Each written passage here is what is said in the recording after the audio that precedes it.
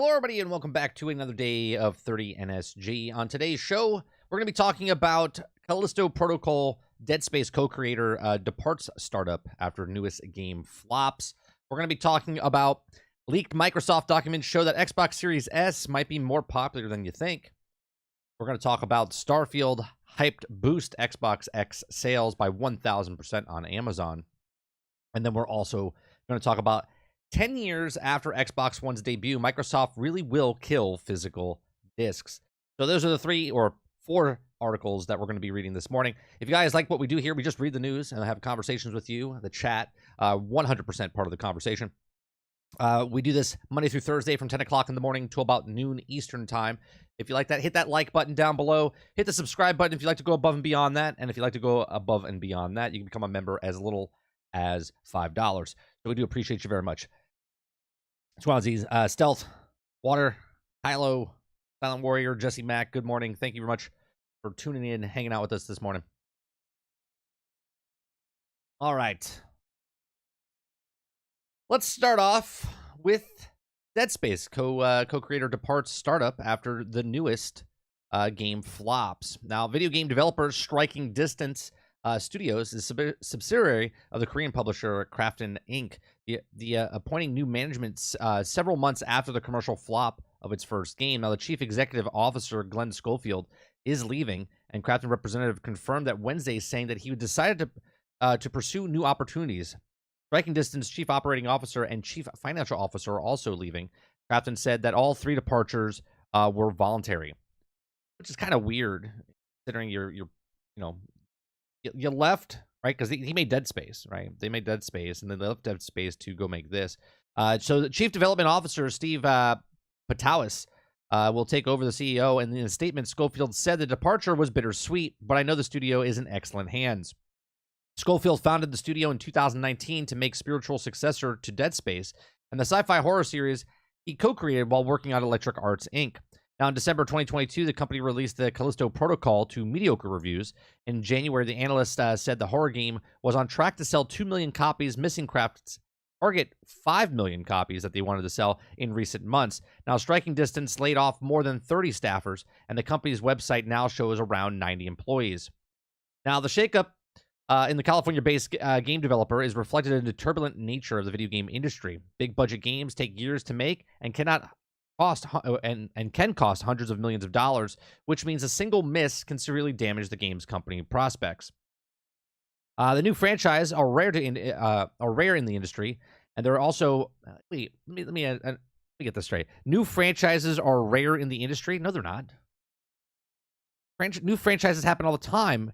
Now, franchises that become successful are rare in the industry. I can see that.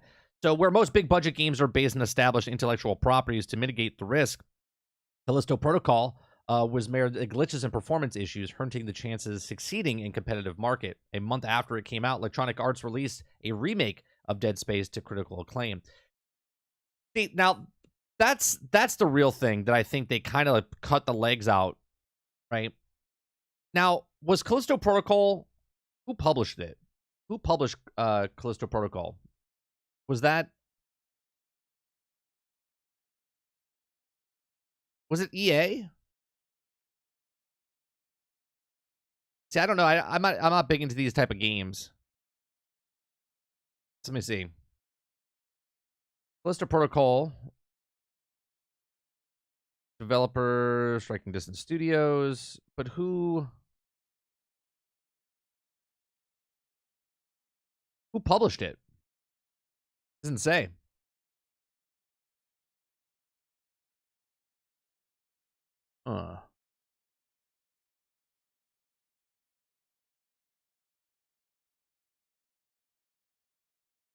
Publisher. Oh, they published it themselves. They published it themselves. So Krafton published it. So this is just my theory here. Okay. So obviously I don't know what the outcome was of Mr.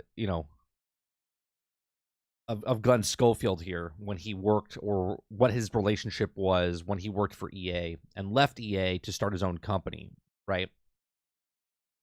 I would assume, like, again, I always do this, right? The film industry is a very close knit, like any other, right? If you're part of some sort of organization, you go to conferences, you go to different jobs, you start knowing other developers, right? So I would assume in the video game industry space, they know each other from going to different places, working with different people, paths cross. It does sound a little weird though that the year that this man's game comes out, who worked on Dead Space, then leaves EA to make his own game, Callisto Protocol. And then just shortly after that game comes out, EA decides to launch the remastered Dead Space. Seems a little weird timing, does it not? Which Dead Space came out and obviously made a lot of money because it was a beloved franchise from the original over the years, right? And this guy is getting a new one, and it fell short. Now, I don't know much about it. Like I said, I never played it.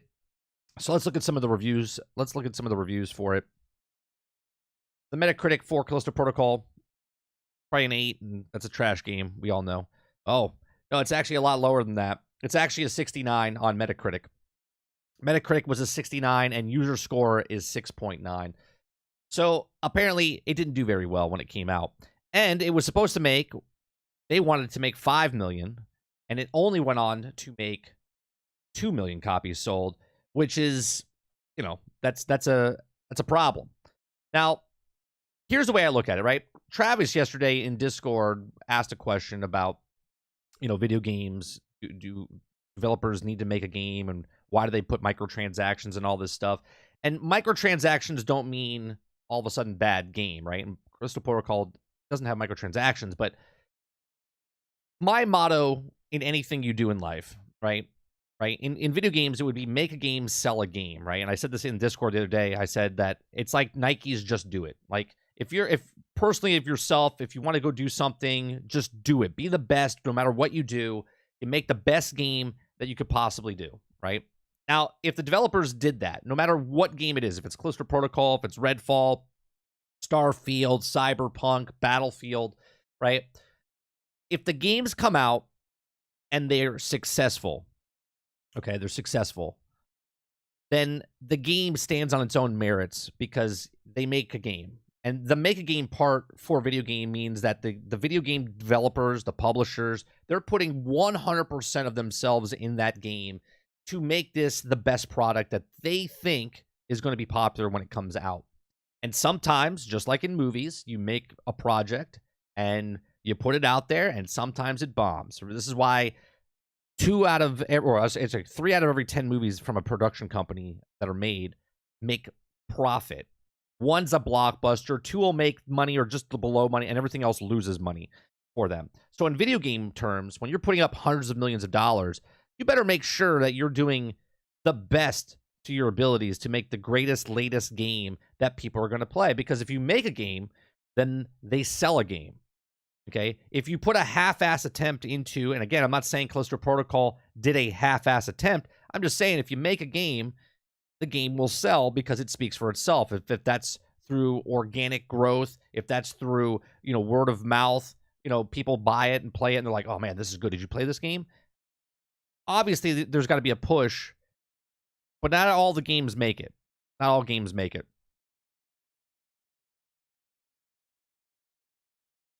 More than 76.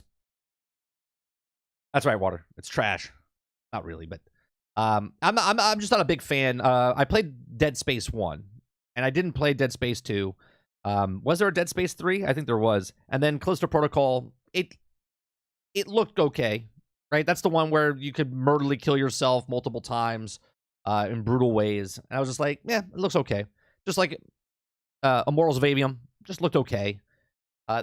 There are certain games that come out, and the graphics don't sell me, personally.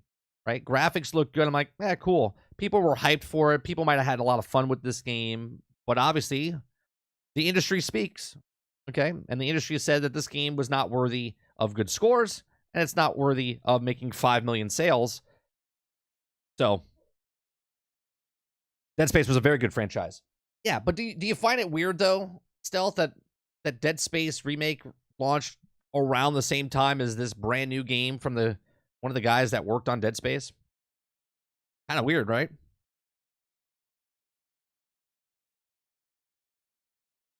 Kind of weird.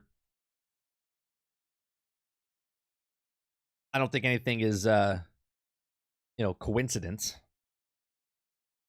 Like, I don't think it's coincidence, like, when a first-person shooter game comes out and another first-person shooter game comes out that's almost exactly the same. Sort of like when Grounded, right? I don't find it coincidentally that when Sea of Thieves was announced, Skull and Bones was announced, right? We don't get a pirate game ever. And then all of a sudden, a pirate game comes out, and then there's another pirate game. Now, obviously, Skull and Bones didn't come out the same year, but it got announced the same time, right? When you have an MMO of Marvel, and then all of a sudden an MMO of DC comes out, I don't find that coincidence, right? They know what they're doing in the industry. They all work together. They all know what everyone else is working on within the realm, right? When Battleborn came out, Overwatch came out. Not really the same game, but sort of like the same game. So a lot of coincidences in the video game industry. Same with the movie industry, right?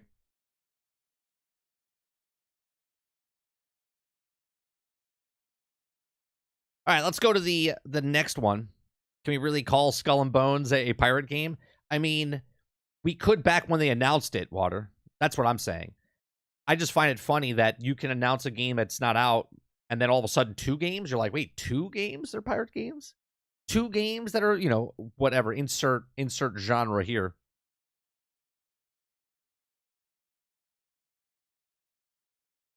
All right, next story is leaked Microsoft documents show that Xbox Series S might be more popular than you think. Since it releases in 2020, the Xbox Series S has been subject to debate over the value within the current hardware generation lineup. Due to the beginning being less powerful than Xbox Series X, the PlayStation 5, it turns out that Microsoft $300 Series S is more popular than the Series X. The revelation, as spotted in the big Xbox Core document leak that was also taken internet by storm this week. One of these documents focuses on Xbox April 2022 gaming results. While the document is heavily redacted, one slide shows that the console sell in mix. As you can see, the screenshot below, the document reveals that 74.8% of Xbox owners are Series S owners. And with the Series X, is only 25.1%, as mentioned. These numbers are from early 2022. So many changed since then. So it could have changed since then. Update as of 10:23 p.m. Pacific. The worth pointing out that while we don't know exactly what period these documents refer to of April 2022 sales alone, quarter to date or year to date, it's greatly trended about that the Nico Partners told IGN that the firm's estimated current split between Xbox Series X and S is closer to 50-50, with the S having a slightly lead over the X. Original story continues below. Now, while the split seems surprising at first glance, given the lower power of the Xbox Series S, it's designated to normally render games at 1440p resolution at 60 frames per second, with the lack of 4K games and no disk drive. It should also not be entirely surprising from consumers' perspective. Now, the Xbox Series S is the most affordable console out of the 3 home systems available in the 9th generation of gaming, costing just $299. Or $349 if you get the 1 terabyte model. Now, the S is console capable of playing next-gen games like Starfield, even if not at the highest graphical settings, and its appealing pitch is the most people who care more about the games and less about the peak performance. Now, the Series S is also ideal for parents who want to get their kids the latest gaming console, yet cannot justify spending $500 on a Series X, and the lack of disk drive makes it even more enticing as kid-friendly console.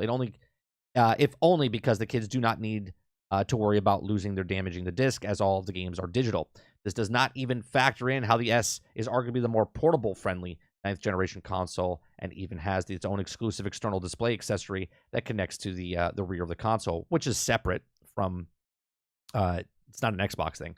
The revelation is among many coming from the Xbox Core documents this week, and from Microsoft's plans to release a mid-generation Xbox console refresh next year to Bethesda's release schedule. The hybrid next-gen Xbox slate in 2028. So you can check out all that. We went through all that the other day. It's not surprising to me. I mean, the article says, 74.8, and they're also saying back in 2022, we do know back then when the console first originally launched, there was a shortage and there was more S's than X's. There was less than anything. Like PlayStation 5s they were hard to find. Xbox Series X's were hard to find.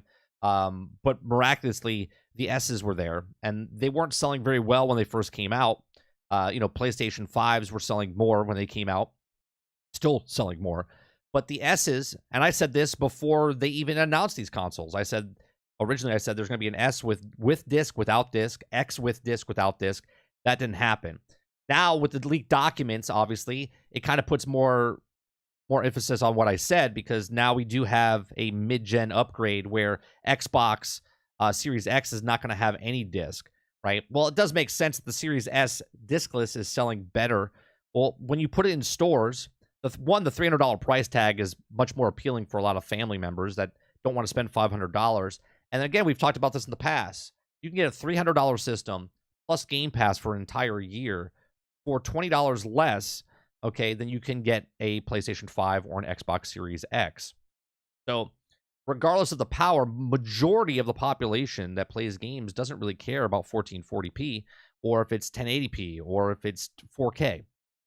That's just reality, right? The people that are in our chat that watch YouTube and all these stuff, we care about 4K. We care about 120 frames per second. We care about, 60 frames per second. We care about the latest, greatest high-end stuff. That's what it's going. Hero says the X is absolutely pointless. I mean, in hindsight now, looking at it, yes, boss, you're correct, right? There would be no benefits of getting an X to an S, but what we were sold in the beginning, it wasn't pointless at the time, right? But obviously, experience you can always look back at the past and be like, well, that's pointless. Come on, Rose. Not Sony gamers, we care about all that stuff. That's false. That's false as well. Because not all Sony fans are just Sony fans. They have Xboxes, they have Switches. You're talking about yourself, not everyone in Sony.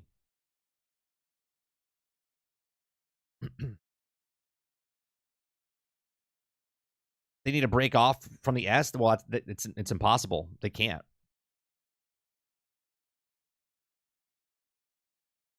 Casuals on any platform don't care. Sony isn't special. That's exactly right, Reese. Real Sony fans. Oh, I see the quote. The real Sony fans. You guys eat your own, boss. You literally eat your own. Most PC gamers like to play games on high fidelity graphics and first-person shooters. Sure. I'm not saying water that nobody cares. I'm saying majority of the people don't care. Obviously, the majority of gamers that are on PC, do you think there's more people that own $5,000 systems, or do you think there's more people that own $1,100, $1,200, $1,500 systems for PC? Morning, JM.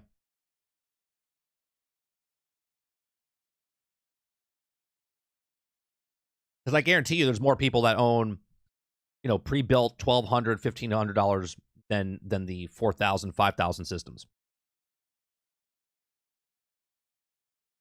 Chris says Microsoft took notice of the PC market and how low and mid-tier GPUs are way more popular than high-end cards. Most people just want to play games and don't care about the 4K crazy high frames per second. That's right, Chris. But it's hard for people to realize that, because the people that watch YouTube and in our chats, they have the high-end stuff, right? They have the 1490 cards or 4090 cards and whatnot. Travis says, exactly. Plus, my 14-year-old cousin doesn't care. She only cares about playing the games she likes, such as Forbidden West. It looks great, but yes, she likes killing robot dinosaurs, and that's it. Right. Kids don't look at it. I would say before high school, kids don't really care about that stuff. They're playing a game because it looks cool, plays cool, just fun. That's it. They're not going, oh, see the graph of that? Did you see it? Did you see that? Kids don't know better is why? Yeah, that's called experience, boss. It's always easier to say that when you know something that they don't know. It's almost, I actually kind of wish I was like a kid again, where I didn't meticulously nitpick on stuff, right? I just watched the Star Wars show this morning. Ahsoka's episode, was it 6? And as much as I like it, I nitpick the shit out of it because of what I know.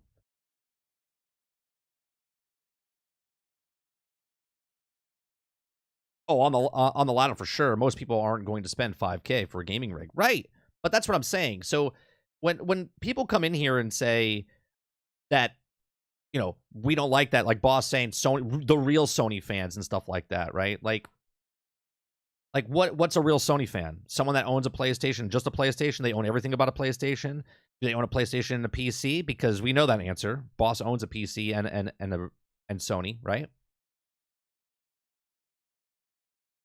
Right. And then it's like, well, if they own a PC, well, what's the price point of their PC? If they're a real Sony fan, they have the PlayStation, they want the best, latest, greatest quality of what Sony brings, then they must have a $5,000 system, right, to play games on their PC, right? I would assume. And if you don't have a $5,000 PC or a high-end PC, then you're not a real fan, right? Which is just idiotic, let's be honest. Oh, I know Boss trolls, right? And I do understand that he's a fan of Sony, right? Boss has been here long enough to know that I'm very sarcastic, right? I'm very sarcastic, and we joke around, okay? I know Boss bleeds. Yeah, I know Boss bleeds Sony, right? I get it. I find myself only playing exclusives on the PlayStation 5, but mostly game on my PC, and I have Game Pass on PC as well. Jesse Max says 30. We are Star Wars fans. Nitpicks what things didn't work right. Right. You know what I'm saying? But as a kid though, Jesse, as a kid, if you watch something, you don't really nitpick stuff. You're just like, oh man, that was awesome, right? You're upbeat. You're not skewed by life and society and all this other stuff. You just watch it to watch it. Like if I ask my son to watch a movie and at the end of the movie I'm like, what'd you think? He's like, I liked it. Oh, what'd you like about it? He's like, I don't know, I just liked it. That's it. Now if you ask me, I'm like, it's all right. They're like, well, what do you mean? And now if I start talking negatively or critically or nitpicking something in front, then my son starts to go, oh yeah, I see what you say. And I try not to do that in front of my son because I want him to come up with his own. I want him to come up with his own stuff. I don't want him to be swayed by me. He might love it. And I ask him, why'd you like it? What did you love about it? Okay. And if he just says, I just liked it, I thought it was entertaining, I'm like, cool. And then he's like, what did you think? I was like, I loved it. Right? Loved it. Because I don't want to say, well, it's all right. Well, this is not realistic because this is happening and this.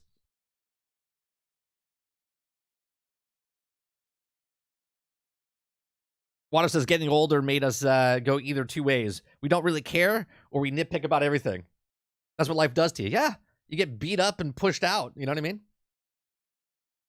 76 says, it's funny watching with the kids gaming. My 16-year-old is the only one starting to care about frames per second, but only with specific games. But do you think 76, that's happening on his own? Or their own? Or do you think it's happening because their friends start talking, right? And they start talking to each other and they watch people on the internet, right? And the persuasion of what's happening. Or is your child in this like closed bubble and they don't talk to anybody outside, right? Because it's very simple, right? It's very simple to join a party on the gaming platform and someone goes, this game I don't like because of blah blah blah, and then they start yapping away, saying the same type of things.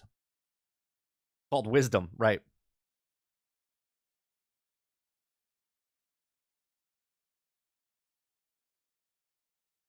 Well, boss, if you don't get the Spider-Man Collector's Edition, then you're not a real Sony fan. You're gonna have to price it up, buddy. If you want to keep that status, as real Sony fan, you're gonna have to pony it up, my friend. You're gonna have to do it. That's right. You're gonna have to get it. There's no ifs, ands, or buts about it. somebody down the line is going to look at you and go, "Did you get the collector's edition?" You'd be like, "No, I didn't." They're like, "You are not a Sony fan." That's true, Reese. That's true. You're going to have to buy two. You're going to have to buy two, boss. One to play and one to collect and one to sell, because that is what real fans do. That's true, Water. Real Sony fans wouldn't even have this thought in their head. They would just do it. That's right. They would just do it.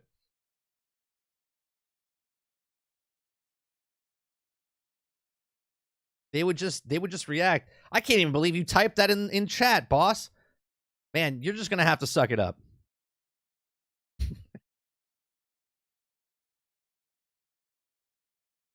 Oh, Travis bought the collector's edition. Not even thinking about it. And then he wrote a thesis about it.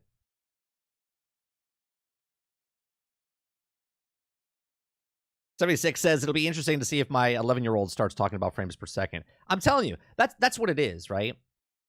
And it happens that fast. It happens that fast. Silent Warrior, a real Sony fan would buy me one collector's edition. That's it. That's right.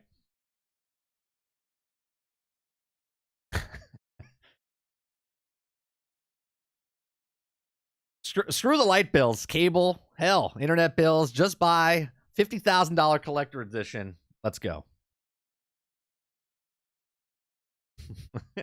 I have a PlayStation 5 and I'm not getting Spider-Man 2. How dare you, Hellspawn? How dare you? Dave Rose says I bought it day one. Waited in the Sony Direct queue for 35 minutes to get it. I don't know, Rose. I don't know if you would be considered a real fan.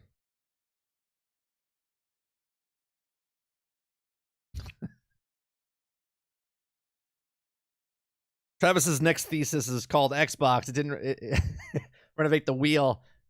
It just caused it to break down. Well, actually, we're going to talk about it. There's a story we're going to talk about because, Paul Tassi comes up with an article about 10 years ago, Xbox, got shit for, making digital games. And now basically that's where they're going 10 years later.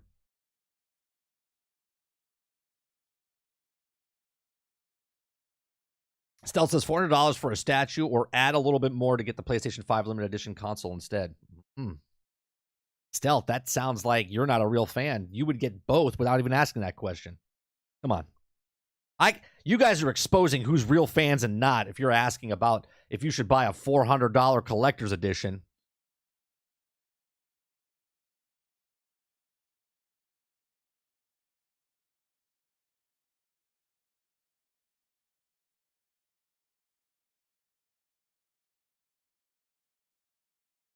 Well, that's true. Well, all right. Well, the factor of murdering wives, that's true.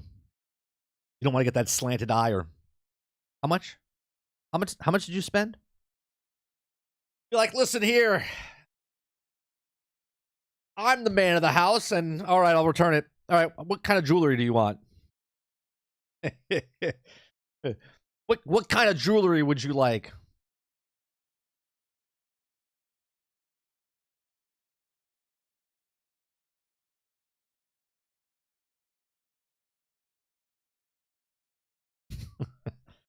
It's $400 for a collector's edition. I'd rather just buy a digital PlayStation 5 for the same price. Have you guys seen the Warhammer 40K Space Marine 2 collector's edition? The statue looks badass. No, I didn't. Let me look that up.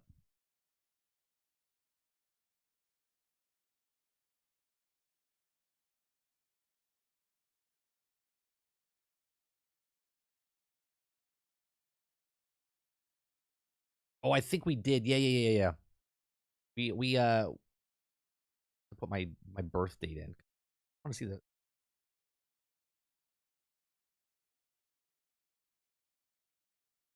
Is that it right there? We're coming out of the.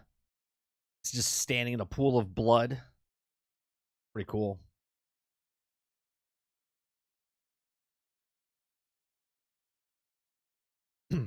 Imagine paying little kids 10 cents an hour to make these cool statues and selling them for $250. That's how you are a true fan, though, boss. You gotta make sure you take advantage of the small kids and factories making these things. It's not $400. It's $237 for the collector's edition.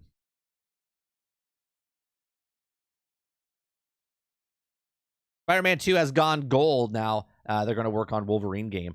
Well, gold, yeah, and then they'll probably do any kind of little fixes if they need it, right? What is that? 30 days though. 30 days in advance. That's pretty good. Hopefully it comes out and it's Spider-Man ready. Hopefully it comes out and it's Spider-Man ready. Spider-Man 1 was good. Spider-Man Miles Morales was great. Oh, I'm sorry. First one was great. Miles Morales was good. And hopefully this one is great. Going on records. I actually sold my 3060 Ti rig. I'm not real tech savvy. Not too much maintenance for me. Or there's too much maintenance for me. I just want the game. I use the money I got, the PC, and buy a PlayStation 5 and an Xbox Series X. Look at you. Now, he's a real gamer.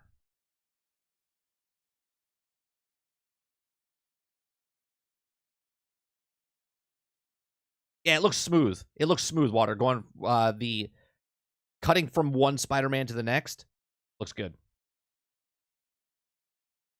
It's like instantaneous. All right, let's go to the next story. Next story is Starfield hype boosted Xbox Series X sales by 1,000%. Oh, this is an old article. This is from September 4th. We already read this. I was like, this looks familiar. We're not going to read this. We're gonna skip that. We'll go to the 10-year. I have to say, we read that story. It looks familiar. I think I posted that again in our Discord because it was in Twitter's my Twitter feed. I thought it was new because of like the leaks or whatever. But all right, so let's go to this one. This is by Paul Tassi. 10 years after Xbox One's debut of Microsoft really will kill physical discs. Okay. So back in 2013, the gaming public was not ready for what Microsoft wanted to say. The era of physical disc was ending. All right. If it still existed, there's still a little bit more than licensing for digital copies of the games rather than games themselves. Everyone hated it. No more game sharing, as Sony demonstrated, is now the famous video. No more physical collections. No more real resales to GameStop. Microsoft would be shattering decades-old pillars in the industry, and eventually the pushback was forceful enough where they all had to take it back. Now in 2023, they're about doing it again, though this time pushback is a lot more muted. They just leaked Xbox Series X redesign. It's just not a cylinder instead of a box, and it's also no disk drive. A difference from the current Series X and join the Series S, which didn't have one from the start. Now PlayStation's also doing the same thing, right? They're still giving you potentially the PlayStation 5 Pro is going to be no disk drive, right? And if this happens, then you're going to have major, the major providers now, all consoles with no disk drives. Now, those of you that have discs obviously can still use them, and then they also sell a separate one, so you'll be paying for it, right? Well, if you still want a disk drive, then you get an external disk drive on top of that. It says, and it may simply be inevitable at the end of the road. While video game consoles are not going away, it has also been previously predicted that discs themselves are not not long for the world.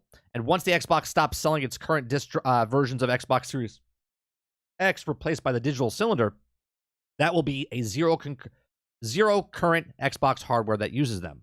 Okay. The writing is on the wall here. In 2022, a reported 72% of console sales were digital. Something like 99% of PC sales are digital. Mobile games obviously don't have physical versions at all. And all those console numbers keep climbing and climbing year after year for the remaining 28% and shrinking. What are the odds that the discs go away and they just stop buying games or simply adapt? Or they'll adapt and then even if they won't be happy about it. It says this isn't to say that this is good for consumers. The main reason is this is happening is because the goods for Microsoft and Sony, there is less overhead when you don't have to print or ship physical disc. We talk about this all the time. Me and Sarge talk about this all the time. Not only are they not making physical disc, but they're also getting 100% of basically the profits now, right? They're not shipping it out. They're not spending gas. They're not printing discs. They're not printing the plastic. They're not putting it on shelf space. They're not. There's no need for all this stuff. They literally make it, send it on gold, and then they ship it out, right? Ship it out meaning put it up on the server so everyone can download it. So sold through the native storefront, GameStop or Best Buy is not getting a cut. And yes, it does more and less kill the used games market entirely with no discs to resell. This is exactly why they went with it in the first place. The consumer benefits exist, but they're somewhat minimal. Yes, I do prefer a download having a disc mailed to me or buying it at the shop. I prefer playing games off my SSD rather than swapping discs around every time I want to play something different. Because it was so hard. It was so hard and inconvenient for us to hit a button, a disc. You have to wait, like a load screen. You got to hit a button and it goes. You got to take your finger. You got to put it in the disc. Then you got to get the case and you got to put it in the disc. I mean, you're saving seconds, maybe minutes of your day now that you can now sit down and scroll through Instagram while you're waiting, right? Can't do that anymore with right? So it wouldn't matter if the disc is the option or still there, but now it will be gone completely soon. So for Microsoft especially, and this is inevitable, but not only did they try to do something like this a decade ago, perhaps being the way too ahead of their time, but they're also moving towards cloud gaming, where even then the console won't be necessary, much less than discs. Though no doubt that they'll be keep selling consoles for a while yet past this generation, certainly. As for Sony, we know the PlayStation 5 Pro is in the works, and it stands to reason that Sony will make the call to have a digital only as well, which saves money. Naturally, the disc is less than Xbox Series X costs, and the same as the discs having one, and would also start publishing or pushing out the existing PlayStation 5 that use discs. Okay, but because discs using PlayStation 5s and Xbox Series X's still exist in the generation, even if they stop being sold physical games, it will still have to be made for them. But next generation, it's over, and get ready for it. Right? So again, I've been saying this for years, right? And it's just going to get worse and worse over the time, right? It's just going to get worse and worse over time because then there's not even going to be a digital download anymore. Because at least in the perspective of you owning a game, if I purchase the game, right? If I purchase a physical game, I feel like I own this game, right?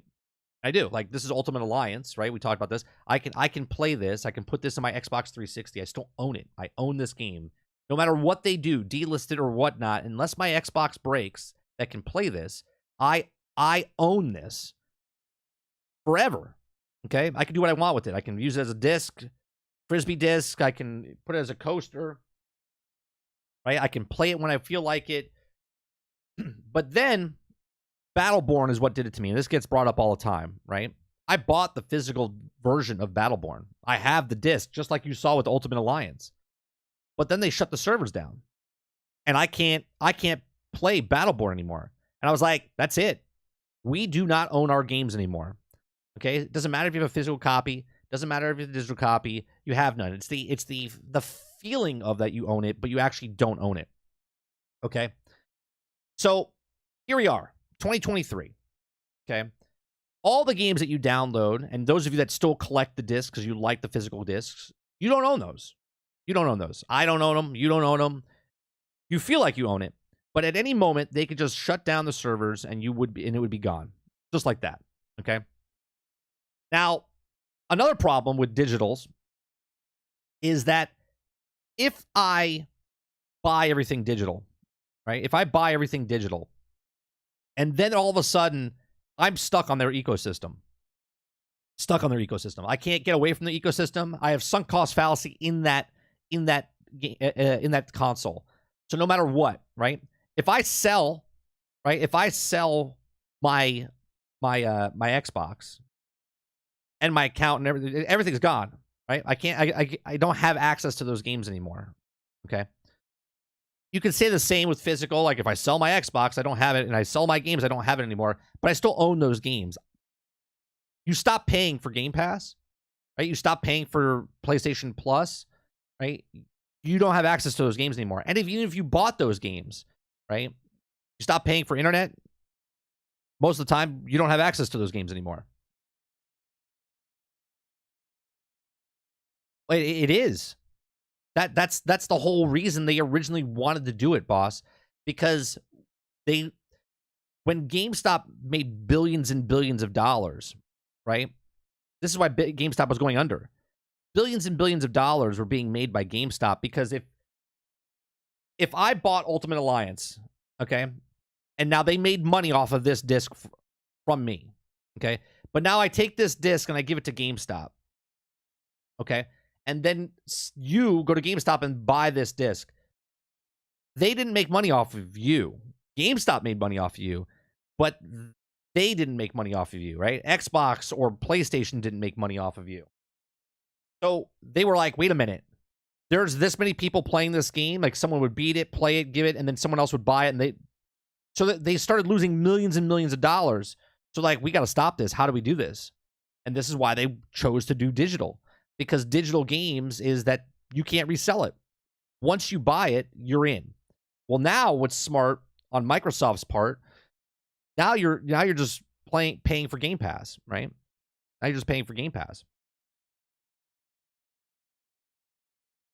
The days of putting toothpaste on the scratched up disc, yeah, or blowing on your cartridge and shoving it in.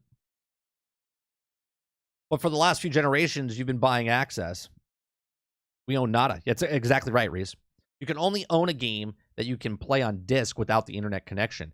Even then, you don't even own it though, right? And those are far and few between though, Bristol, right? And even by the law stated, when you buy the disc, you're just buying a copy of that to access it now, right? And that's the sad part. Most games nowadays all need to be online for some way, shape, or form for some reason. How often do you guys go back and play old games, consoles? There are so many new games coming out in affordable access with Game Pass that I don't see why people would want to go back and play old stuff. Chris, I literally played Transformers Fall of Cybertron, War of Cybertron. I've played Marvel Alliance. I played Transformers Devastation, right? I've played the old Lego Star Wars games. I personally go back and play old games all the time.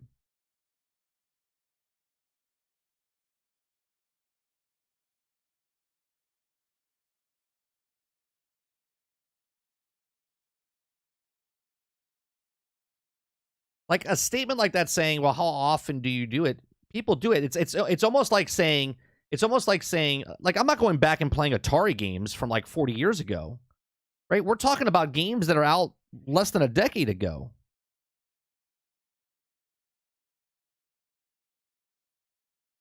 Right? My game's not broke, right? That's the exact same statement you just said in a different form, right? It's like, my game's broke. Well, I didn't have any problems with it. Who's actually having problems with it? It's like, people actually play old games. And we're not talking about old games like 20, 30 years old. We're talking last generation that's still being sold in stores.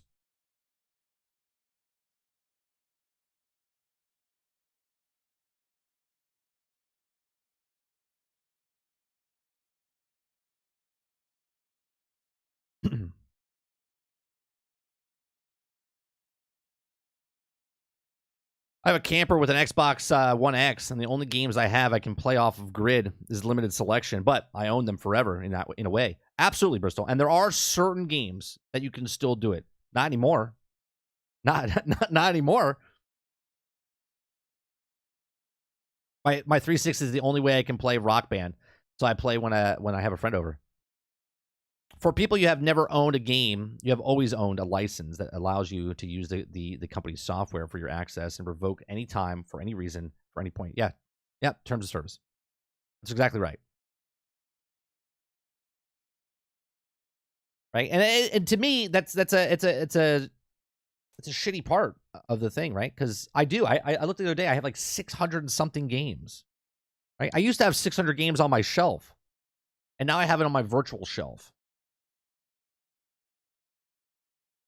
And then I'm beholden, and you're beholden to, if the next Xbox comes out, not the mid-gen upgrade, but their next console that comes out, okay, that comes out, and now it doesn't do backwards compatibility for some reason, for whatever reason, right? So if you now sell your old console to get an upgrade to your next console, and let's just say they don't support backwards compatibility again, even for digital games, right? They're like, oh, sorry, you just lose it all. Still play House of the Dead 2 on Dreamcast? Nice.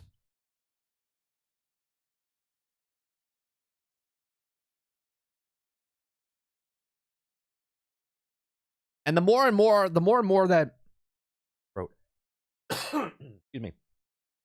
The more and more this happens, the more profits that happen for the game companies, right?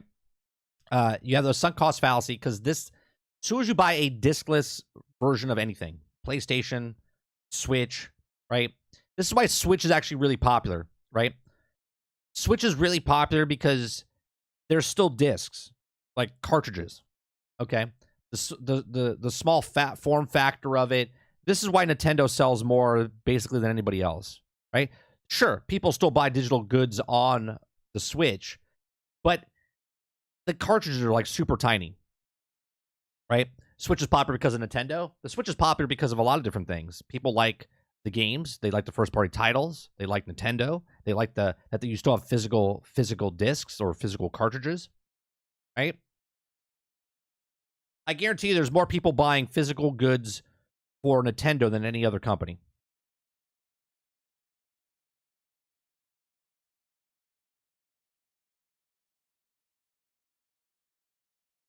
It's called remasters and remakes, easy money.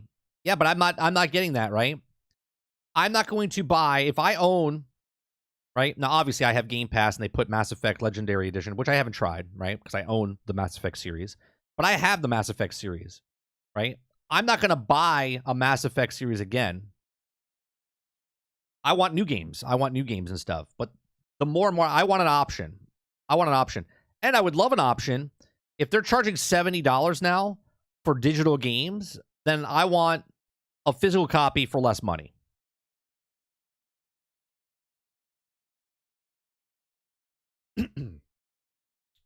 Right?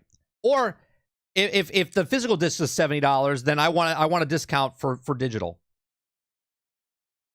Right? And that's the part that I don't like about the industry, right? They're making more money per disc now because they don't have to pay for shipping and printing and all this other stuff. But yet the prices keep going up, and yet there's nothing there. There's nothing tangible for me to touch or anything. Right? So maybe digital should be cheaper.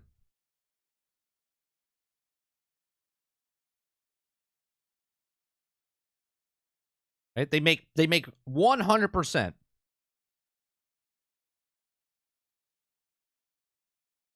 Example, how Resident Evil 4 remake isn't worth $70. I don't know. Is it not worth $70? Or was it worth $70? Is that how much they charge, Travis?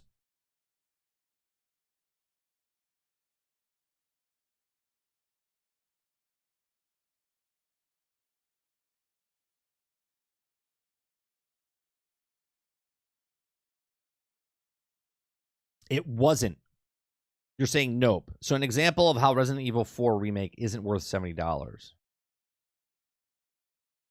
I have an emulator on a spare tower to play old PlayStation, Sega, and Nintendo stuff, and I keep my Nintendo NES emulator on my phone to play stuff while waiting on the kids. There you go. Exact same game with new graphics. It changed next to nothing except the layout. Yeah, and is that worth it? I mean, for some people that never played it before, I guess that could be worth it, Travis. But is it worth for someone that already played it?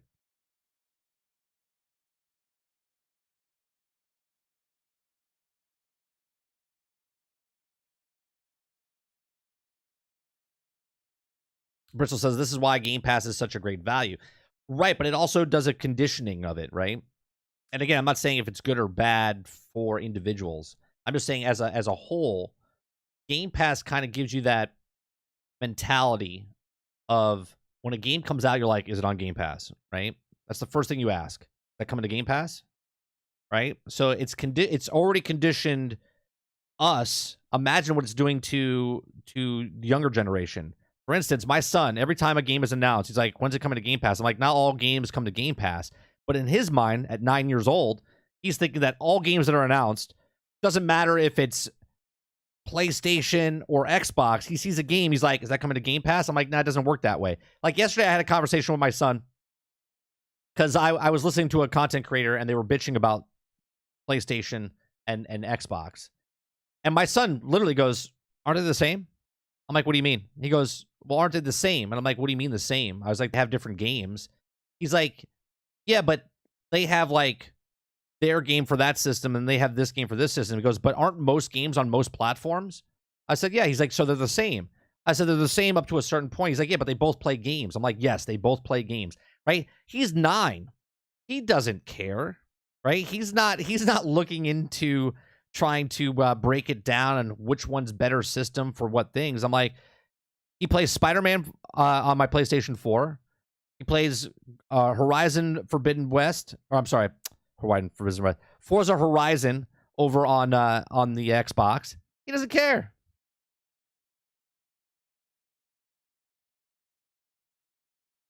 Right? So he's conditioned, though.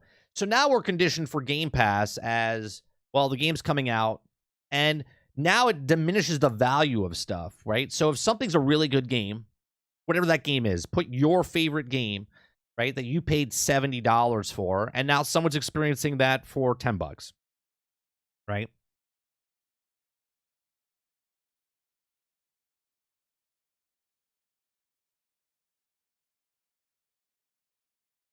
$8 to buy Resident Evil 4 remake plus tax, $90.39. Crystal says it's Netflix instead of buying hundreds of Blu-ray discs, right? But maybe Boss can answer this, right? Boss loves movies, right? I love movies. Okay, I don't know if he does the same way as me, but if I watched a movie in theaters, I would 100% in the past would go out and buy it. Okay, 100%. I would go out and buy that and own the disc. Okay, now, I mean, he doesn't have a kid. I do. So I can't really go out and buy a lot of stuff that I want to. I still want to go buy certain movies. Okay, like I'm buying Mission Impossible, right? I'm going to buy movies that I'm interested in, right? Where lots of people now don't buy movies. They're like, I'll just wait for it to come on Netflix. I'm not going to go to the theater. I'm just going to wait for it to come on a streaming service, right? Do you see the mentality that people, I don't need this anymore because I have a 55-inch, 65-inch, 75-inch, and I'll just wait for it to come onto a streaming service. We start getting conditioned, right? So if you know that that movie is going to come out 30 days from now or 45 days from now on a streaming service, you're like, I'll just wait for it on the streaming service, right? There's no driving factor to go to the theater and see it. There's no reason to go buy the disc to watch it. It cuts the knees out.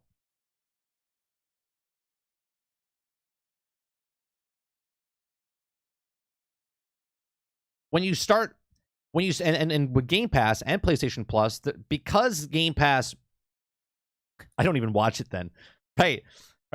And again, this is not me shitting on Game Pass, right? But what Game Pass does, because it's day and date, right? Day and date, and this is why I don't like it for the industry. I'm not talking about the customer's point of view. I'm not talking about the developer's point of view. The devs are getting paid. The customers is like, what have you done for me lately? This is the next greatest game that's coming out. I'm gonna buy it, or I'm gonna play it, not buy it. Okay, so the smaller percentage of people buy the games. We saw that with Starfield. 10 million people are playing Starfield. Now we don't know the sales numbers, but we do know 2 million people from Xbox and PC and whatever else bought the extra $30, or they bought the early edition, right? The collector's edition for $100, right? So we know like 2 million people paid money. We don't know what scale, but 2 million people bought it, where 8 million people played it. More on top of that. So Game Pass, what it does is, just like Netflix, you watch a show, it's a good show. Then you watch the next episode. You watch the next episode. You watch the next episode. You watch the next episode. You watch, and you binge watch the whole thing, and then you're waiting, right? And you're like, all right. So what Netflix is doing now is they throw up the whole thing, and it ruins it for them instead of branching it off. Now, that's what they've adopted or changed or adapted, not adopted. They adapted like Disney's doing, where they do it week by week, because if they throw the whole season up in August, then you pay just for August, or you just pay for, but the people that want to watch it every week, then they're paying and they're getting that monthly. So they're getting 2 months at least out of people, unless you wait, the whole thing comes out and then you get 1 month out of you. That's the mentality of people. They don't want to buy anything. They don't want to own anything anymore, and it diminishes it. So if Game Pass continues doing this, and they give you an awesome game in December, right? And then you're like, all right, I finished it. What's next? What's next? Give me something that's next. Give me something that's next, right? New games coming out, $60. No, I don't want that one. I want that one. I want what's coming on Game Pass, right? And then they give you another game on Game Pass, and you're like, okay, got it. What's next, right? You just eat it up, and you want the next thing. You want the next thing. You want that next binge. You want that next hit. You want that next game that's going to come out to keep you entertained. And that is going to be a problem for Game Pass because it'll be unsustainable to keep all that stuff going.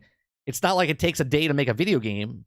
They need thousands of companies to make these games, from, you know, indies to AA to AAA to quadruple A studios that they're creating.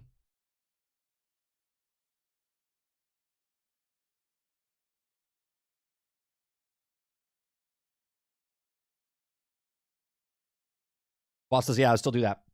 This is what I did. 30. I love it in theaters. Own it at home. Any movie I like in theaters, easy purchase. Same, boss. I mean, I have so many, back in the day anyway, I've had so many DVDs. I was up to like 450, 500 DVDs. I loved it. I was like, I can't wait to own that movie. I can't wait to just pop that in. Now, if you don't own that movie, you got to go rent it, right? And not rent it because you can't rent it at a store anymore. You got to go rent it by either renting it from like iTunes or Amazon, and you got to try to find it. You know, you have to go to like 15 different places to try to find certain one who has a licensing deal.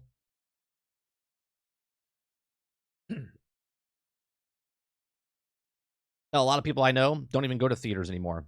They just wait. Yeah, you cut the legs out of the theater. If you back in the day, remember when movies came out in the theater, it wouldn't come to home video to rent for like a year. And then after it came out to home video, like 6 months after that, then it would come to like HBO. Right? Like it was crazy. You had to wait a really long time. Now by law, the contracts that they sign for movies is 17 days. 17 days they could bring it from theaters to home. Who can't wait 17 days? You're like, I can wait 17 days to be on a streaming service.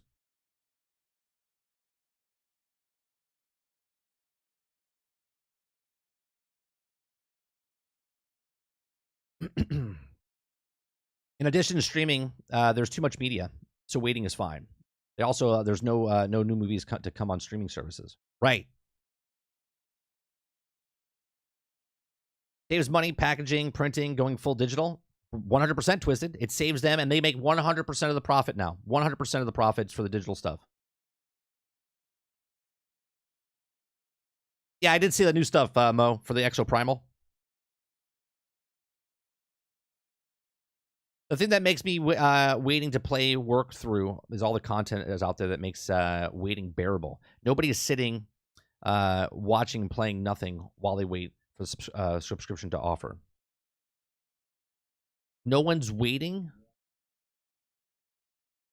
RC Records, thank you very much for the $1.99, man. Appreciate that. Thanks for the super chat.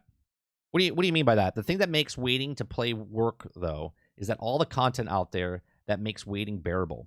Nobody is sitting idle, watching / playing nothing while they wait for the subscription to offer. Okay, if you say so. Packaging and printing is cheap, though, compared to bringing the retailers and hiring people to sell it to the store. Yeah, but it's still... We own a store, okay? We own a store, Titan, right? Our family owns a store. It's a little farm shop. And just the little packaging, right? The little packaging that you put, chocolate in, or like each one of those things is real cheap, right? It's a couple cents, right?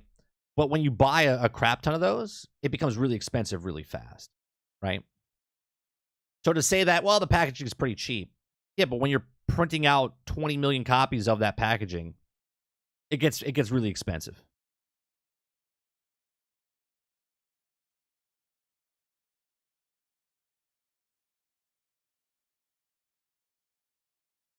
Boss says, I almost have everything to feel. The action, comedy, horror, kung fu is so much stuff. Multiple bookshelves completely full. Isn't it nice, though, boss? Like, you walk into your house, you walk into your room, and you look on the wall, and you see all that stuff. And it's almost like validation of your history, your what you've accomplished, what you can afford. You look at it, it's almost like a history of your life on the wall for little knickknacks that you buy from when you go visit something, or a movie that you watch and it gives you memories of something.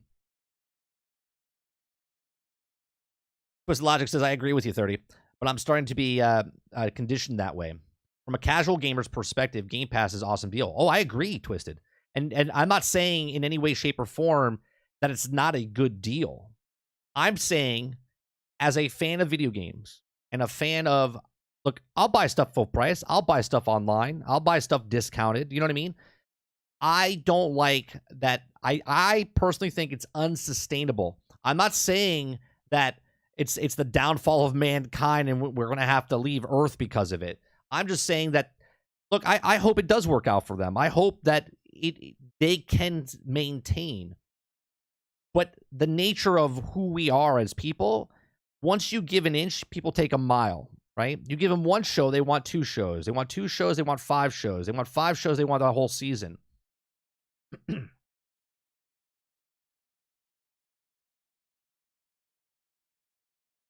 When Demolition Man finally came out to VHS, I already had it. I already had the 3 seashells in my bath.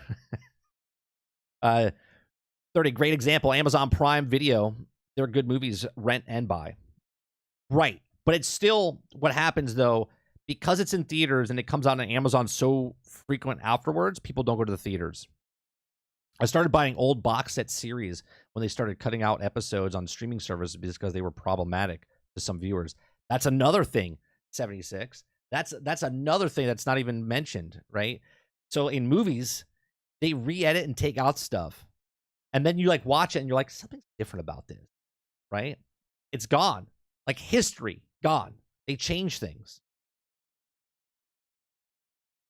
And people look at that and go, that's not a big deal. I guess some people it is. Mo says, yeah, not playing nothing, just playing on the subservice, waiting for it to come to it like I'm like a Dead Space and Jedi Survivor. Titan says, what's the percentage of cost for packaging and printing compared to labor costs? The labor cost, though, do you think that Microsoft and PlayStation are paying the GameStop employees? No. They're paying for the packaging, the printing, right? And those are all automated. Those are all on machines that are getting printed, and there's like 1 or 2 people looking at the line, making sure the quality's good. What do you think? There's like 500 people on the line, like licking and putting the thing on the disc? What are you talking about, Titan? Records says, for me, this is the best gaming discussion channel. Best thing I discovered from Reforged Gamer. I appreciate that, Records.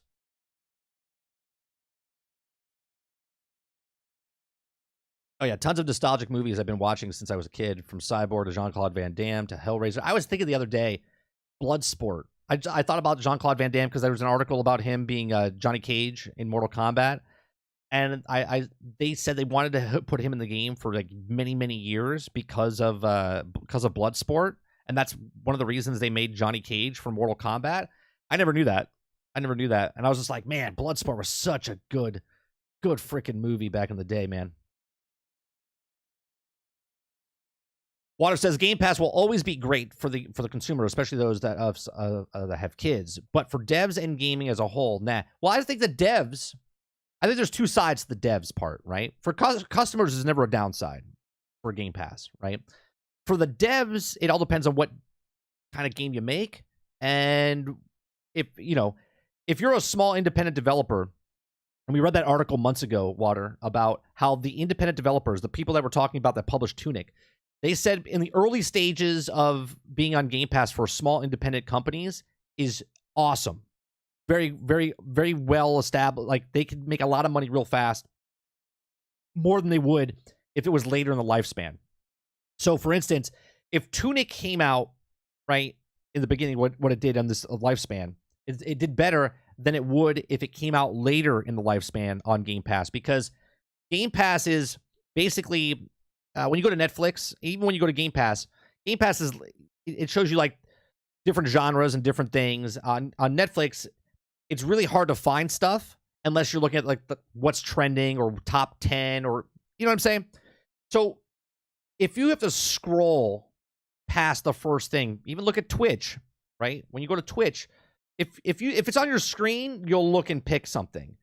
If you have to scroll a bit, you're probably never going to find it. You're probably never going to go down that far. Very few percentage. Every time you scroll, less and less people go farther and farther down, right? You're not going pages and pages to click on something unless you know exactly what you're watching. And if you're looking for it, you probably already have it favored and you're already clicking on it, right? So the more games that come to Game Pass, right? If there's 100 games on Game Pass 2 years ago, and now there's 400 games on Game Pass, as a consumer, you look at that and go, that's fantastic. But as a developer, you look at it and go, now there's 400 games that people are scrolling through to try to find it. Okay? Now there's 400 games. Then there's 600 games, right? Then it becomes like the Steam. Like Steam. You're just scrolling and scrolling. They're like, hey, do you want to see more stuff suggested for you? Yeah, sure. Because you played this, now you might like this.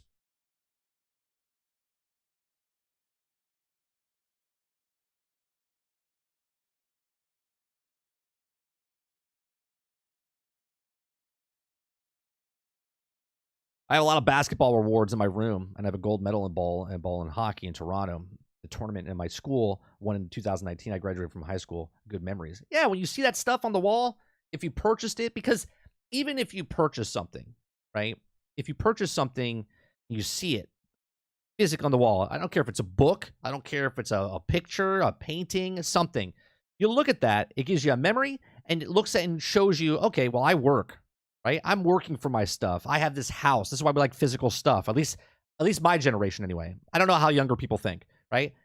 I own the house. I own the car. I own this. I own the stuff, right? The furniture is not rented, right? Like I work. I do stuff. I make things. I see things. I have memories, right? I don't know what the young people do. I don't know what you do. Like you don't own your car. You don't own your house. You don't own anything. This goes into a deeper conversation, right? But when you look at stuff that you own, you look at it, right? Some people don't care for stuff, but there's memories there.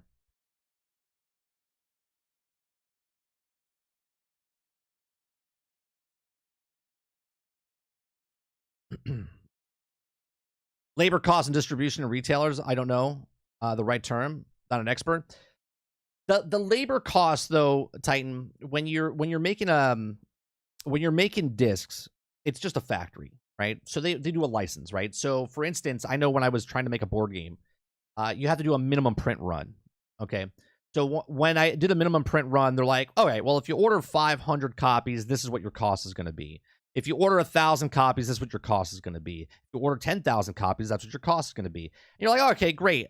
I'm going to order 10,000 units. It's going to get me this many units, and that's what it costs, okay? And then I'm going to have to take those things once they make them, and I'm going to have to store them somewhere, and then I'm going to have to pay for storage, and then and then I have to pay for security, then I got to pay for insurance, then I got to pay for the shipping, and when they ship the thing over, that all goes out the window digitally now, right? Now they don't have to ship the discs, they don't have to print the discs, they don't have to do any of that, and yet they raised the price for video games now. It was $60 when it was physical.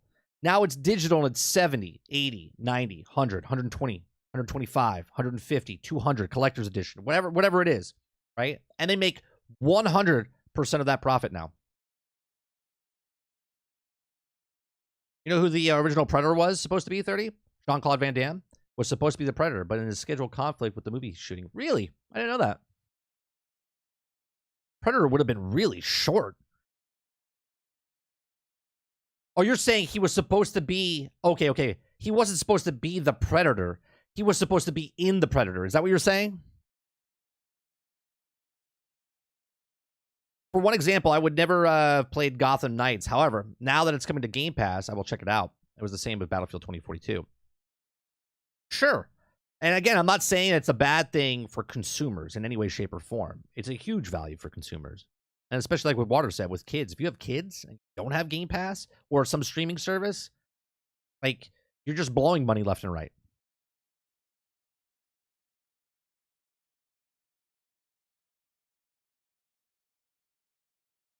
Having your game on the front page says new Game Pass helps. Oh, sure. Anytime you're on the look, if you're a lawyer or a doctor and you have your face on a park bench, or if you have it on the side of the bus, are two different things, right? No one's going to see your ad if they're on a bench in the corner of a city that no one goes to, and there's a homeless guy sleeping in front of your face. But if you pay for the big bucks to get it on the bus, and the bus is driving through the city, you might get more people to come to your business.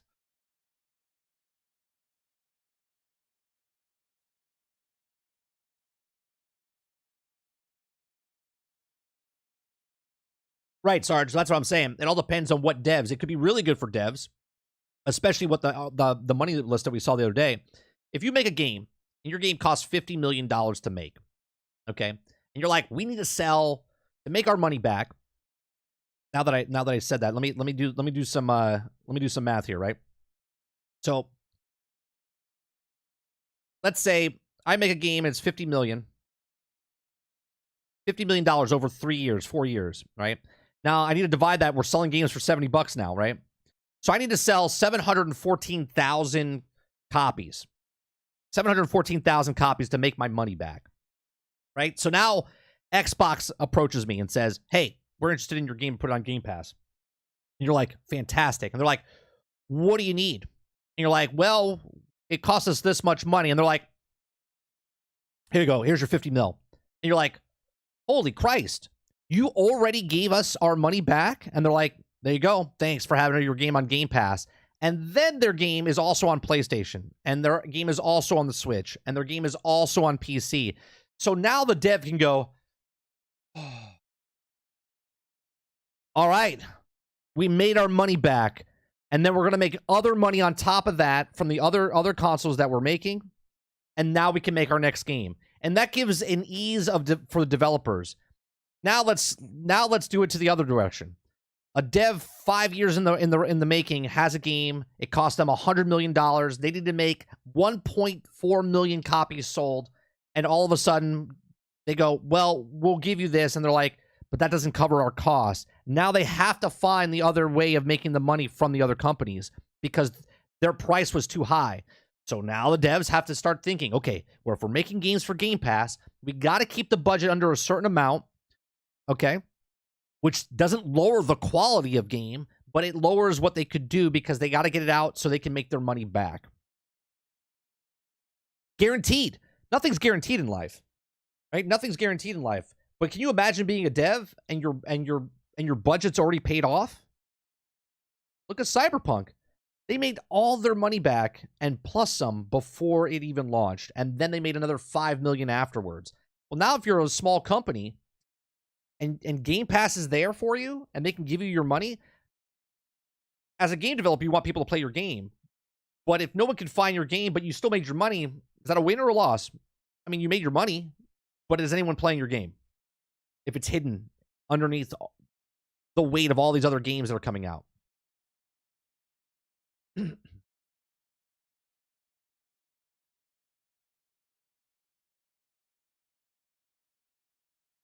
I think the Predator. He was supposed to be the Predator? That would have been terrible. He's short.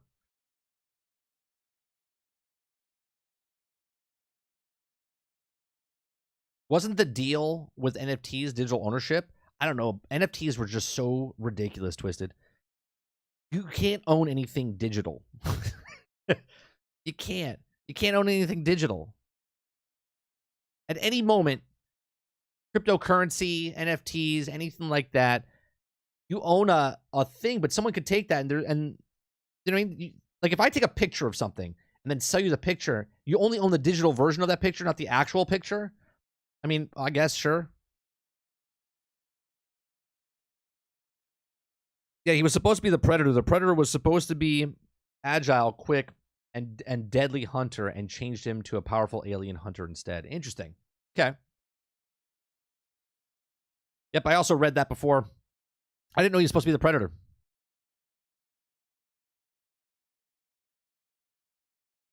Sorry, he's supposed to be in the Predator suit, and then they changed the actor of the first Predator movie. I didn't know that. And it would have been cool, I guess, if you look at that and see if the Predator's coming around doing splits and kung fu. I actually like the way they... Yeah, see, some things work out. I like the Predator the way he is. Especially it would have been really weird. Come on. Arnold is a gigantic dude back then. And Jean-Claude Van Damme is a very short guy back then. And if the alien was like this short guy doing like this kung fu stuff in the suit, that would have been weird compared to what Arnold was.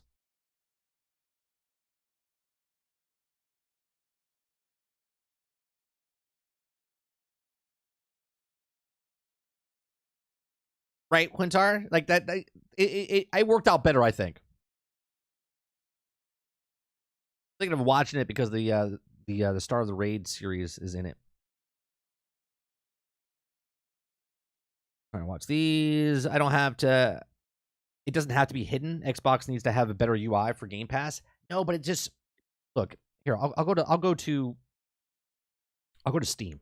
Right. Let me bring up Steam real fast.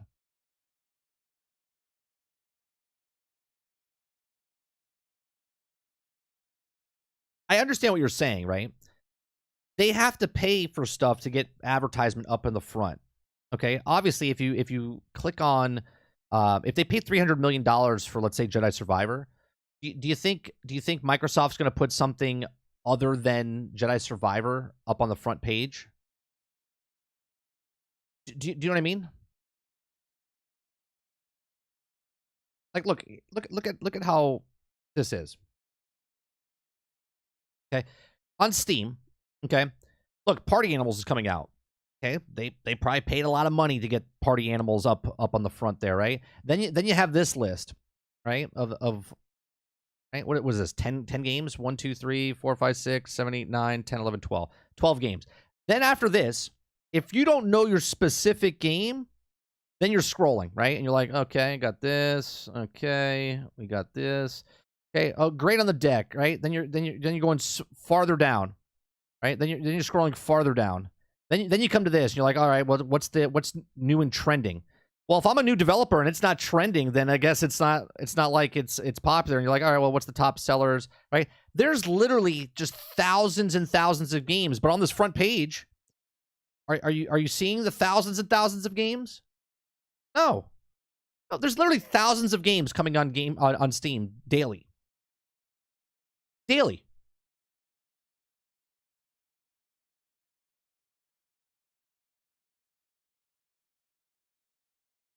Here, I'll turn on my Xbox.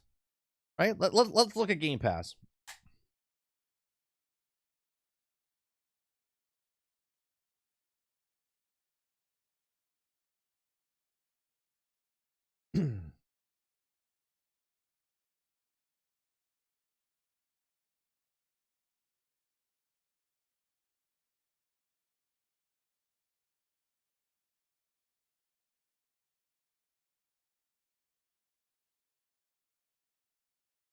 Happening here.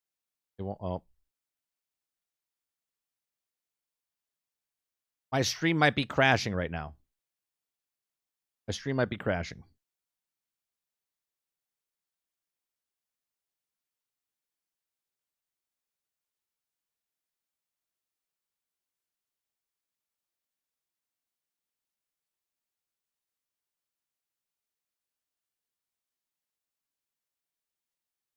I'm typing into. You guys can still hear me and stuff. Yeah, it might crash. I can't switch my. I can't switch anything. But it's still on. So we'll let it be. I can't switch my. Streamlabs has been acting up lately, and I can't do anything with it. So I can't even switch to the Xbox to show you. Awesome. So you have to take my word for it, right? So the very first couple things on Xbox, right? What can I do here?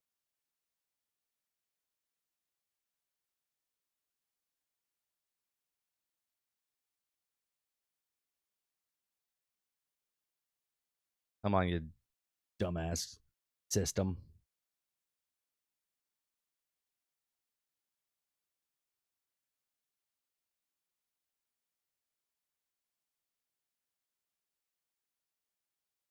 Nope. I can't see chat. I can't see anything.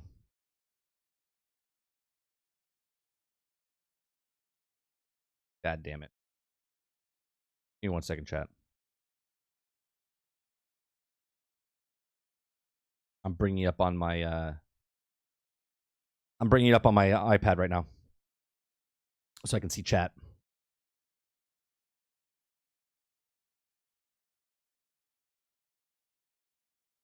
All right. So you can't see it, but you can see me. On Xbox right now, there's 6 tabs up on the top. It's like 2 big boxes. One says Forza Motorsports, one says Party Animals, right? One says Trek of Yumi, one says Persona 3, one says Payday 3, and then pre-install Persona 5, right? That's the one page. That's all you see. Then below that, you have recently added, coming to Game Pass. You have add games to play later. You got most popular, picks for you, right? It's just like Steam, right? You're going down that main page. You're looking at the certain things. Everything else is getting completely overshadowed by everything else because the latest greatest thing just came out, right? So if Payday 3 is coming out, do you think anyone's looking for, I don't know, Back for Blood? Or if it's a small independent company, Astroneer, do you think people are looking for those? Or if it's like out of sight, out of mind type of thing?